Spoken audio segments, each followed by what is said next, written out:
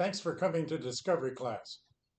During these summer months, we've been studying the life of Joseph. The best part of Joseph's 20 years in Egypt today was about to unfold. Pharaoh had a birthday, and he threw a feast for all his servants. And then 2 years passed, and Pharaoh had a dream. He was standing by the Nile River, Genesis 41, beginning at verse 1. 7 cows came up out of the Nile. They were sleek, and they were fat, and they grazed among the reeds. After them, 7 other cows, ugly and gaunt. They ate up the 7 sleek, fat cows. And then Pharaoh woke up. He broke into a sweat. What was that all about? Dreams in that society had a strange omen. He fell asleep again, and he had a second dream. 7 heads of grain, healthy and good, were growing on the same stalk. After them, 7 other heads of grain. They sprouted, thin and scorched by the east wind. And believe it or not, the thin heads of grain swallowed up the 7 healthy heads. Then Pharaoh woke up. He knew then it had been a dream. But what does it mean? The next morning, Pharaoh's mind was racing, and he was very troubled. He sent a message to all his fortune tellers in Egypt. They had to come to the palace to meet him. So all the magicians and all the wise men of the country, they appeared before Pharaoh. Pharaoh told them his dreams. "One of you," said Pharaoh, "would you please interpret what that means for me?" "We're not sure, but it's a good guess.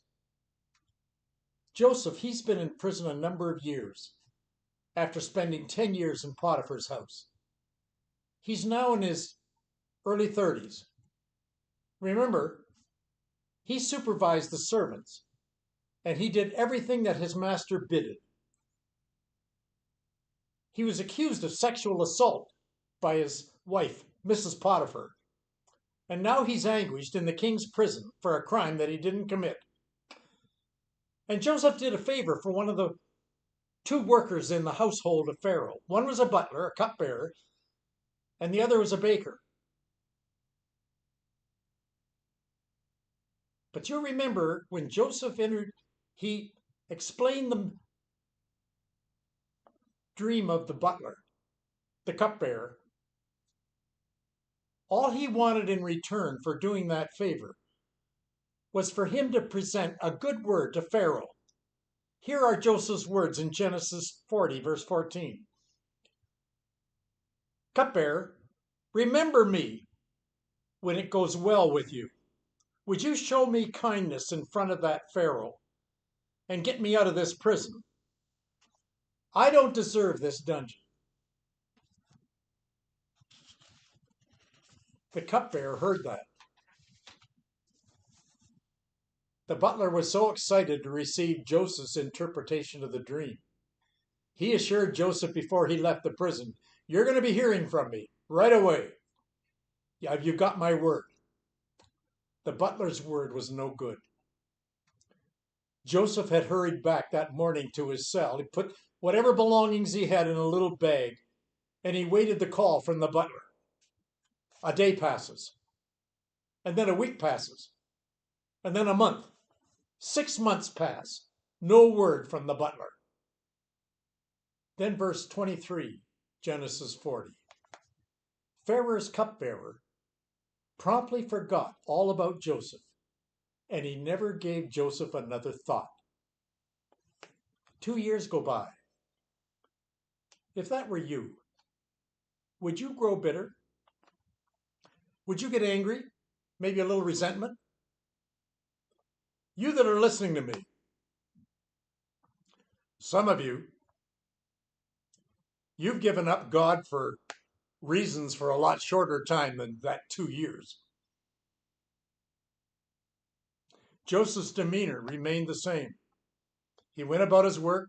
He managed the affairs of the king's prison just the same as he did before. And then one morning, When he woke up, everything was going to change.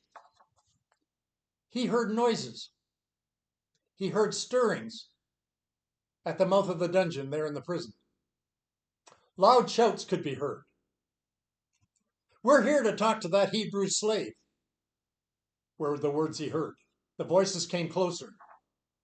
And then his boss, the prison master, he was standing at Joseph's cell door. "Joseph, I want you to get up. You're wanted in the outside lobby." Two guards were standing beside the warden. Each took Joseph's elbow, and they marched him out of his cell. They walked him across the courtyard, and they sat him down in a room. It took him a moment to get used to the bright sunlight, because he hasn't seen it now for all these years down in the dungeon. Suddenly, some of Pharaoh's attendants, they appear, and they removed Joseph's soiled prison garb. One had a pail of warm water and suds, and the other began bathing Joseph. "What are you doing?" he thought. Joseph's barber, he lathered Joseph's face and shaved his beard. And they dressed him in a white robe, put new sandals on his feet, and he was quickly removed from the dungeon to the throne room of Pharaoh the king. Genesis 41:14. So Pharaoh sent for Joseph, and he was quickly brought from the dungeon. And when he was shaved and changed his clothes, he came before Pharaoh. Now here they stand, staring at each other. Joseph has never been in a palace throne room in his life. He saw the marble. He saw the magnificent wall hangings. He saw gold. He saw silver. He saw things that glittered from the wall. There were torches on the wall with incense burning, and it filled the air. And there were guards that bowed before the king. Two tamed white leopards sat beside the throne, leashed to their trainers. The king looks tired. He hasn't slept for days. Dreams had kept him awake, and it rode the bedpost every night that he went to sleep. He had heard of Joseph's skills. He looked at Joseph and he said, "They say that you can interpret dreams. Is that correct?" Verse 9, Genesis 41. The head cupbearer then spoke up and said to Pharaoh, "Just now, Your Majesty, I should have told you this long ago, but I'm really sorry I forgot." Once when Pharaoh got angry with his servants, and he locked me and the head baker in the house of the captain of the guard, we both had dreams on the very same night, each dream with its own meaning. And it so happened a young Hebrew slave was there with us, and he was a friend of the captain of the guard, and he worked with the captain. We told him our dreams, and he interpreted them for us, each dream separately. Things turned out just as he interpreted. I was returned to my position with you. The baker, he was put to death. Pharaoh, hearing this, he had sent immediately for Joseph. He heard of Joseph's skill. My magicians, they don't have any skill at all. My fortune tellers, they don't know what they're talking about. They've been nothing but silent. They have no solutions to my dreams after I tell them my dreams. Can you help me? He said to Joseph. Could you do for me like you did for my friend here, the butler? Remember, Joseph's last two encounters, one with Potiphar's wife, the last with the butler and the baker, they didn't go very well. Joseph gave a secret to these victories to God, and God did the acting on behalf of Joseph. Mrs. Potiphar, she lied about Joseph. The butler, he forgot about him. In both cases, the name of God was presented in the very same course of victory. Maybe now Joseph, maybe he should hide his faith. He doesn't have to tell him that he's afraid of God's. Maybe he should just wing it on his own. take all the credit and see if it turns out any better than it did before. He gave God the credit. Maybe he should give himself the credit. Maybe things will turn out better. Joseph didn't do that. Verse 16, Genesis 41. Joseph answered Pharaoh, Your Majesty, it's not I. It's God. God will set Pharaoh's mind at ease. Here was Joseph, fresh from prison. Nothing in his life has changed. God was the same. He was the same. God will tell me the interpretation and tell me your dreams. And then I'm going to set your mind at ease. Those are the words of Joseph. You listening to me, you may not be in prison, but it might feel like you are. Maybe you're here listening and you're between jobs. You've been searching for answers for your health. Maybe you're looking for a home. Maybe you're even looking for a spouse. You might find yourself in God's waiting room. What's going on in your mind as you sit there in God's waiting room? Joseph's life seemed to come to a stall in our story when it unfolded in chapter 40 of Genesis. Joseph is now in a dungeon. Is that going to be the end of Joseph's life? History now was in the making. His life would be over. That'd be the end of the story. Are you aware when Joseph was waiting that God was working? God was moving personalities in order in his life. God placed the butler in his care. God stirred the sleep of the king with strange dreams. He confused Pharaoh's magicians and witch doctors. And then out of the darkness of that dungeon, God called Joseph. Everything that you thought of Joseph was a failure, get ready. Joseph is about to win the Super Bowl. Do you think God only uses a Joseph? Maybe you're listening to me and you're a Joseph. When you're in God's waiting room, what do you read on the signs on the wall while you're waiting? Do you see the words, be still and know that I am God? God's word to Moses are on that wall. Don't be afraid, stand still and see the salvation of the Lord. And then maybe you see the sign of Psalm 37:7. Rest in the Lord and wait patiently for him. Don't fret. Maybe Joseph knew Isaiah's words long before Isaiah wrote them. Here were his words. They that wait upon the Lord shall renew their strength. They shall mount up with wings as eagles. They shall run and not be weary, and they're going to walk and not faint. Joseph saw the jealousy of his brothers who sold him into slavery. He faced the deceit of Potiphar's wife that landed him in prison. He witnessed the butler's broken promise. I won't forget you. I'll remind you to the king. And now in Pharaoh's court, God is still the center of Joseph's life. Now he faces the world ruler.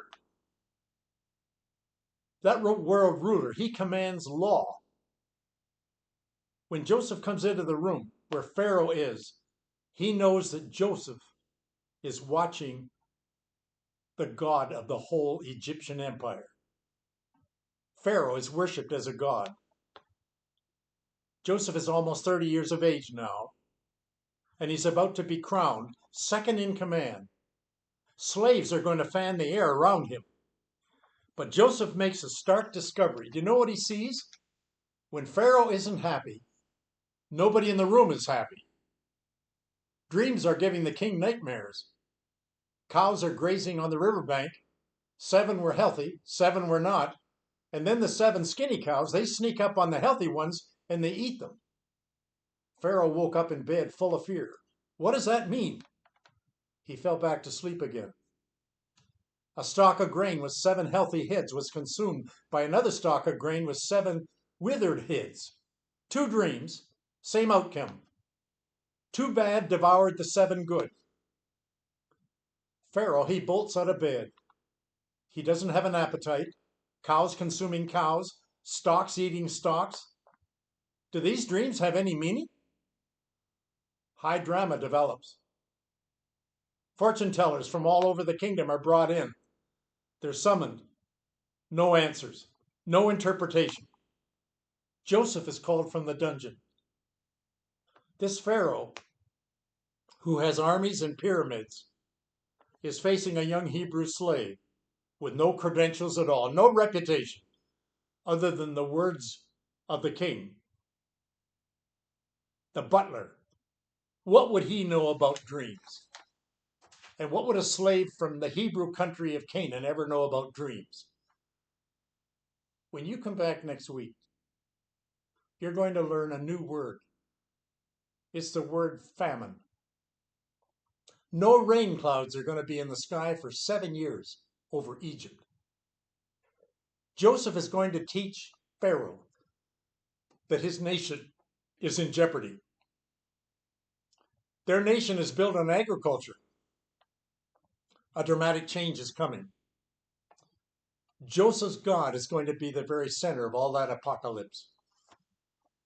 Now Joseph's whole being is about to be changed.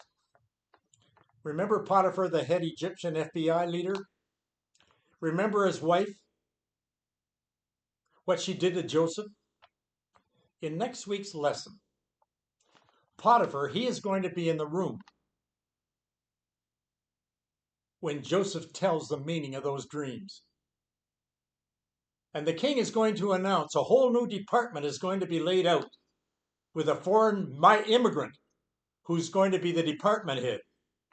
And he's going to have absolute power over all the other departments in Egypt. Army, Navy, Defense, Agriculture, Civil Government, Education, Health and Welfare. He's going to be second in command only to the voice of Pharaoh, who's the head of state over everything.